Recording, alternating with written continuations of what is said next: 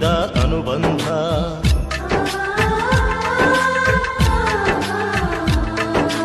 ಅಣ್ಣನ ಮನಸೈತಿ ಸಿಹಿಯ ಮಕರಂದ, ಅವನಾಡೋ ಮಾತುಗಳು ಕೇಳಲು ಬಲು ಚಂದ. ಹಿರಿಯಣ್ಣನೇ ಮನೆಗೆಂದಿಗೂ ಆದರೆ ಆಧಾರ, ಬಾಳು ಸ್ವರ್ಗದ ಆಗರ. ಹಿರಿಯಣ್ಣನ ಮಾತು ಕೇಳಲೇಬೇಕು, ಒಂದಾಗಿ ಚಂದಾಗಿ ಬಾಳೆ ಮಾಡಬೇಕು.